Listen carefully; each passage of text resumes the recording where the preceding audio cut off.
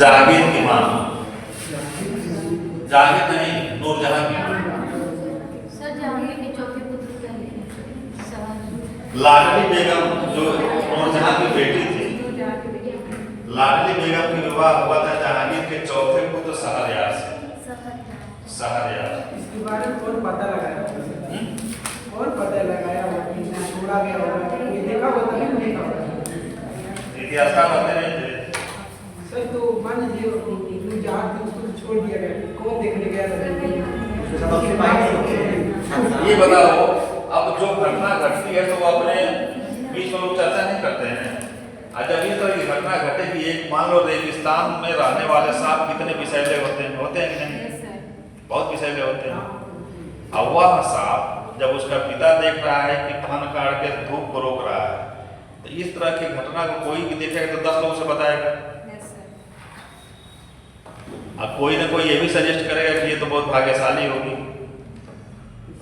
तो किसी ज्योतिषी से दिखाओ। तो ये सब जो है, ये सारी चीजें जो इतिहासकारों द्वारा कलेक्ट करके लिखी जाती थी उस समय। सर वो लोग आते हैं बड़े लोग थे ना, तो सिपाही नहीं होंगे साथ में? हाँ, तो लोग साथ सिपाही भी नहीं, उस समय बड़ा आदमी नहीं था वो तो ईरान से भागा हुआ था। बाद में तो सेकंड प्लेस था इसका। तब तो सर लिखने को तो बहुत लोगों के बारे में लिखा गया, लेकिन टीवी लोग के बारे में नहीं लिखा गया। इसलिए ये शासन जो शासक होता है ना, इतिहास उसका लिखा जाता है। एक बहुत बड़े दार्शनिक हैं, वो लिखते हैं कि जब तक हिरन स्वयं अपना शिकार नहीं ढूंढेगा तब तक शिकारियों की वीर गाथा लिखी जाएगी। किसी हिरन का शिकार लिखा गया है कोई इतिहास नहीं। इतिहास किसका लिखा जाता है? शिकारी का। इस समय योगी शासन में देख रहे हो, किसी भी शहर को मर्जी जिसको जो नाम चेंज कर दें। शासन बहुत बड़ी चीज होती है, इतिहास उन्हीं का लिखा जाता है इस समय में। और शंकराचार्य बोल रहे हैं ना, बस यही है कि जो शंकराचार्य जो 4 हैं अपने यहाँ 4 मठों में शंकराचार्य, उनको कैबिनेट का सुविधा दिया जाता है, गेट पर सुरक्षा दी जाती है। बोलने दो, बहुत समय नहीं लगेगा। सरकार के खिलाफ बोल के कोई है ना बहुत दिन टिकता है नहीं। अमिताभ ठाकुर अपने यहाँ के एसपी रह चुके थे अभी। अमिताभ ठाकुर 1999 में पायरा में काम हुआ। ब्रह्माशंकर तिवारी उसी समय जो है चुन के पीसीएस में एसडीएम बने थे। अमिताभ ठाकुर जिस लाज में रहते थे उसी लाज में ब्रह्माशंकर त्रिपाठी भी रहते थे। और यहीं के एसपी थे। ब्रह्माशंकर त्रिपाठी को गोली लग गई, मर गए। वहीं पे गाँव गई, घरेलू हिंसा में। और जब ये गए तो पहचान गए और ये कसम खाए कि जोगिंदर सिंह के परिवार को नेस्तनाबूद कर दूंगा। क्योंकि जोगिंदर सिंह बहुत बड़े जमींदार थे, 300-350 बीघा उनके पास जमीन थी। कंडीशन ये हो गई कि इतना मुकदमा लड़वाए कि उनकी जो जमीनें बिक गई। क्या क्या हुआ है? बहुत कुछ हुआ। बर्बाद हो गया। तुम तो उसी क्षेत्र को जानते हो जोगिंदर सिंह को। और वही अमिताभ ठाकुर क्या है सर, देख रहे हैं पुलिस उठा के घसीट रही है। क्यों? क्योंकि शासन के खिलाफ खड़ा होता है तो सरकार होती है। नहीं तो अमिताभ ठाकुर इस समय टीजीपी होते, तो वो भी इतने योग्य अधिकारी थे। वो भी अगर कोई दूसरी सरकार आती है इसका लाभ भी मिल सकता है। अरे तो मिल तो सकता है, लेकिन जब लाभ देने लायक बचे रहोगे तब ना। चलिए अगला, जहांगीर एवं यूरोपीय यात्री। अगला हेडिंग है जहांगीर एवं यूरोपीय यात्री।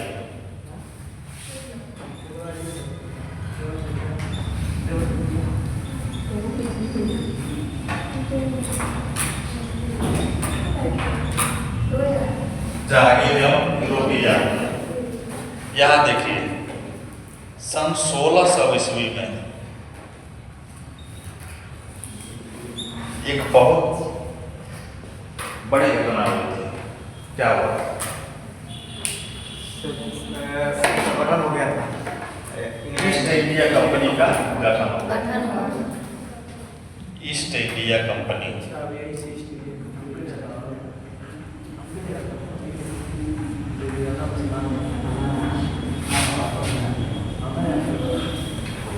ईस्ट इंडिया कंपनी का गठन हुआ। दरअसल ये गठन इसलिए हुआ था ना कि एक पुर्तगाली जहाज थी, पुर्तगाली पहले भारत आ गए थे, पुर्तगाली जहाज थी, वह यहाँ से व्यापार करके जा रही थी पुर्तगाल। मैप पे देखे हो कि ब्रिटेन जो है अटलांटिक महासागर के बीच बीच में, तो एक फ्रांसिस ड्रेक नाम का जो समुद्री डाकू था, वो जहाज को ही लूट लिया। तो जहाज को लूटा तो बहुत अधिक उसको खजाना मिला, लेकिन उसमें भारत का नक्शा उसको प्राप्त हो गया। तो डाकू क्या जाने कि क्या है, तो उसका एक मित्र था, वो सचिवालय में काम करता था, तो उससे कहा कि यार बहुत अधिक खजाना पाए, लेकिन उसने कागज में कुछ बना हुआ है। तब उसका जो मित्र था जो सचिवालय में वो पढ़ा लिखा था, वह कहा कि ये तो पूर्वी दुनिया का नक्शा है। तो कहा कि इसी जहाज में मिला है कि जहाज से मैं इतना सोना लूटा हूँ कि हमारी कम से कम 10 पीढ़ियां कुछ न करे तभी आराम से बैठ के खा सकती है। तब अंग्रेजों को भारत की समृद्धि के बारे में पता चला। तो भारत से व्यापार करने के लिए 1600 ईस्वी में क्या हुआ, ईस्ट इंडिया कंपनी का गठन हो गया।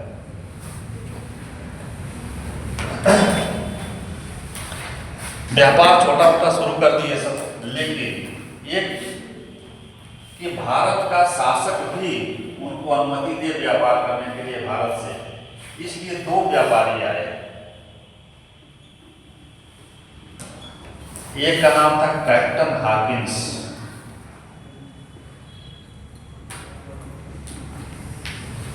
कैप्टन हाकिंस, ये आया 1608 ईस्वी में। एक बार क्वेश्चन पूछा है, साइड में लिख लेना। ईस्ट इंडिया कंपनी का जब गठन हुआ तो उस समय भारत का शासक कौन था, कौन शासक था? अकबर। यहाँ अकबर शासक था। ये क्वेश्चन डायरेक्ट पूछा है कि जब ईस्ट इंडिया कंपनी का गठन हुआ था ब्रिटेन में, भारत का उस समय कौन शासक था? तो अकबर था।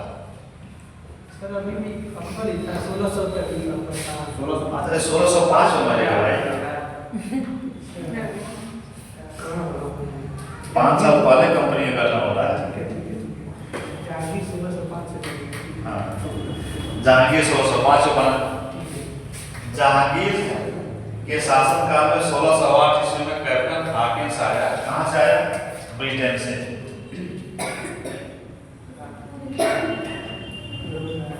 अब मानने में तो नहीं पूछेगा, बड़े ग्रामों पूछता है कि हाकिंस किसके नाम का लेटर लेके आया था? वहाँ की महारानी के नाम नहीं, यहाँ के किस शासक के नाम का लेटर लेके आया था? अकबर। अकबर के नाम का लेटर लेके आया था, क्योंकि उन सबको अभी नहीं पता था कि अकबर मर चुका है, तो उसी के नाम का लेटर लेके आया यहाँ पे। ये भाव हो गया। ब्रिटेन से आया। ब्रिटेन से कौन आया? कैप्टन हाकिंस 1608 ईस्वी में, और जहांगीर से मुलाकात किया। मुलाकात आगरा में हुई, जबकि सूरत तक उतरा। देखो ये सारे क्वेश्चन पूछे गए, लेकिन बड़े एग्जाम में पूछे गए हैं कि कैप्टन हाकिंस किस तट पे उतरा, तो सूरत तट पे उतरा। जहांगीर से मुलाकात कहाँ हुई, तो आगरा में। ये सब सारे क्वेश्चन बनाए जा चुके हैं। किस जहाज से आया था? ये नहीं, इसका जहाज नहीं पूछता है। एक उस तरह का परिवार जहाज नहीं थी, उधर व्यापारी थे। जहाज पूछी जाती है जिससे गांधी गए थे। वो तो पूछा ही जाएगा, लेकिन इसके भी कोई जहाज नहीं, जहाज का उल्लेख तो कहीं किताब में नहीं। एक बार पूछा है वो कैप्टन हाकिंस का? हाँ, B.Ed एग्जाम। नहीं, ऐसा नहीं। दिखाना क्वेश्चन। जहांगीर से मुलाकात कहाँ किया? आगरा में। और यह भी पूछा गया है कि जहांगीर से किस भाषा में बात किया कैप्टन हाकिंस? यहाँ की बात है, फारसी भाषा। जहांगीर से हाकिंस फारसी भाषा में बात किया।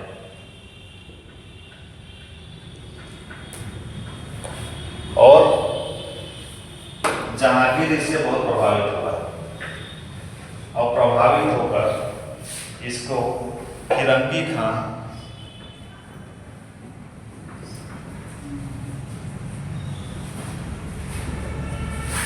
इसको फिरंगी खां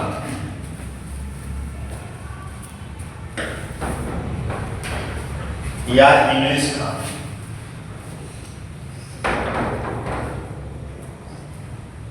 इंग्लिश खां की उपाधि दी है। ये उपाधि पूछी जाती है कि जहांगीर ने कैप्टन हाफिज को कौन सी उपाधि दी? फिरंगी खां या इंग्लिश खां की उपाधि दिया। क्यों दिया? कि जहांगीर से फारसी में बात किया था, इससे प्रभावित हुआ था।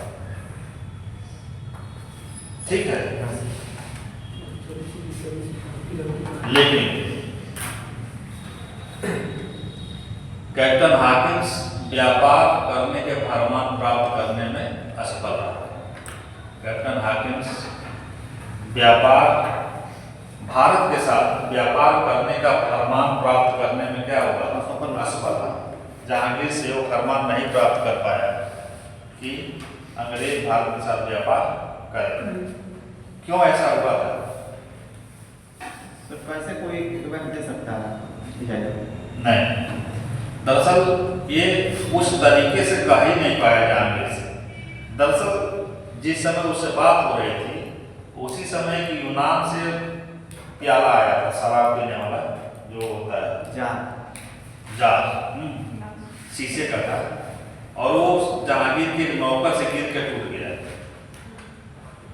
जहांगीर कहा कि इस जो टूट गया है कांच, इसी कांच को उठा के जैसा था वैसा ही प्याला बनाओ।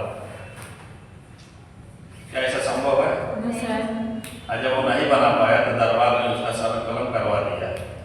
इससे डर के नाते ये नहीं कह पाया कि हमको अपने यहाँ व्यापार करने की अनुमति दीजिए। ठीक, कहीं आप खराब हो बता रहा हूँ, ऐसी कंडीशन में जब कोई देखे तो कोई कह पाएगा व्यापार कर नहीं पाएगा। क्या कुछ प्रस्ताव करेगा? उधर का गुस्सा इधर बताएगा। ये असफल रहा। व्यापार करने का फरमान प्राप्त करने में हाकिंस असफल रहा। लेकिन अंग्रेज तो अंग्रेज 1615 ईस्वी में एक और यात्री आए,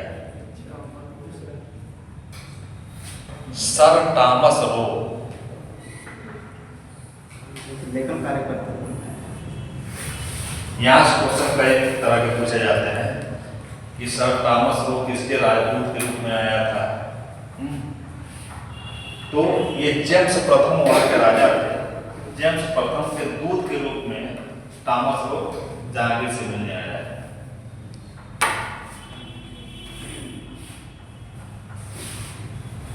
1615 ईस्वी में टॉमस रो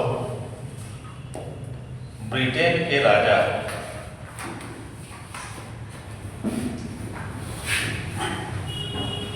जेम्स प्रथम के दूत के रूप में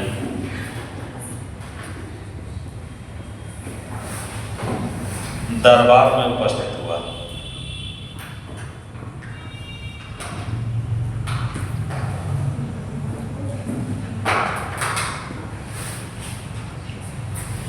और जहांगीर से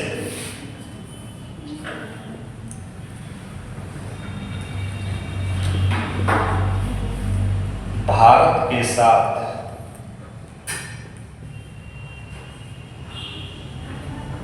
व्यापार करने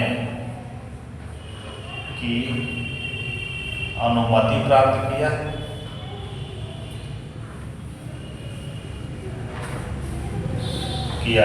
और अंग्रेजों की पहली कोठी बनी कहाँ से?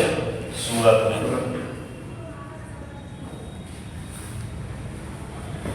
टॉमस रो आया 1615 ईस्वी में। यह जहांगीर से व्यापारिक अनुमति प्राप्त करने में सफल रहा और अंग्रेजों की पहली भारत में व्यापारिक कोठी कहाँ बनी? 1615 ईस्वी में सूरत में। ये क्वेश्चन हर एक चरण में हर एक जगह पूछे जा चुके हैं। 3-3, 4-4 क्वेश्चन यहाँ से कि टॉमस रो कब आया, किसके दूत के रूप में आया था, व्यापारिक फरमान किसने प्राप्त किया, और व्यापारिक फरमान प्राप्त करने के बाद अंग्रेजों की पहली कोठी किस शहर में बनी। ये सारे प्रश्न जो बनाए जा चुके हैं। ठीक, तो कुल मिला के क्वेश्चन पूछे क्योंकि भारत में अंग्रेजों का पैर किसके शासनकाल में जमा या आया, तो जहांगीर के शासनकाल। अगला पॉइंट, मुगल मराठा। जहांगीर का ही चल रहा है, ये नहीं कि दूसरे शासक में एंट्री कर जाए। जब शासक बदलेगा तो मैं सब उसको हेडिंग दूंगा। मुगल मराठा। मुगल मराठा पता है इसको? Sir yes sir.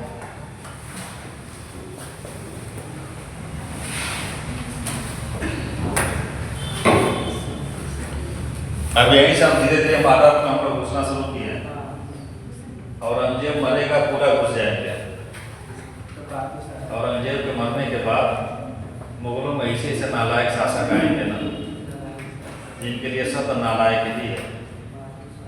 किसी को उपाधि मिलेगी साहेब बेखबर, किसी को घृणित कायर कहा जाएगा, कोई रंगीला बन के उभरेगा। ऐसे ऐसे शासक आएंगे और सामने खड़ा है कौन? अंग्रेज, जो उस युग के नई तकनीकी के साथ सब कुछ पूरी तकनीकी उसकी बदली हुई है। युद्ध में तकनीकी उसका अलग है, कूटनीतिज्ञ हैं एक नंबर पे। अब ये नालायक लोग कैसे उनका सामना कर पाएंगे? उसी में लड़ेंगे हम लोग। कौन सी लड़ाई? क्लासिकल युद्ध। अंग्रेज पहली बार तैयार किए, मैदान में उतर के लड़े और इतना शानदार तरीके से लड़े कि इतिहासकार कहते हैं कोई युद्ध ही नहीं था, सूडो वार था। जैसे क्रिकेट का मैच हो और मैच फिक्स हो गया, एक पक्ष क्लियर हो कि हम हारेंगे, वो तैयार है हारने के लिए, तो वो मैच उसको मैच कहेंगे? कभी नहीं करेंगे। उसी तरह से जो मेन सेनापति मीर जाफर है वो फिक्स है कि बस तुम अटैक करना, हम भाग जाएंगे। हाँ? दिखाने के लिए ना, बादशाह को दिखाने के लिए तो अटैक लड़ना तो पड़ेगा ना।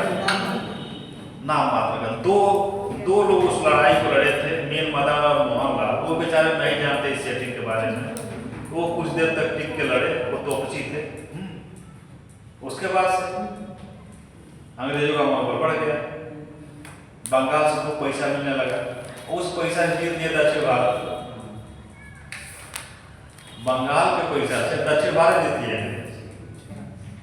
जब दक्षिण भारत जीती है तो फिर बंगाल लोग इधर आए अपने उत्तर प्रदेश में, नवाब साहब के यहाँ सुजाउद्दौला। ये तो और तो बक्सर का युद्ध लड़ा गया।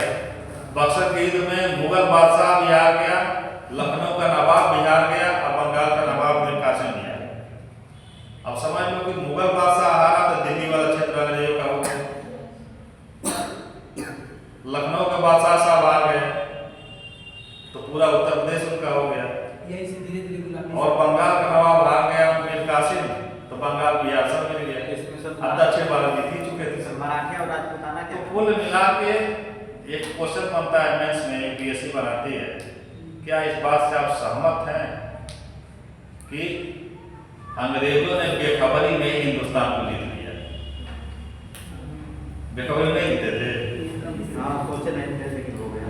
उनकी औकात ही नहीं थी भारत के शासकों के साथ लड़ने की, लेकिन ये शासक ही आपस में लड़ के जो उसके पास एक भाई चला जाता था कि हमारी मदद कीजिए। अपने भारत में इतने विभीषण पैदा हुए, इतने विभीषण, और ये सब विभीषण ही भारत को गुलाम कर दिया। चलो अगला टॉपिक क्या था? मराठा।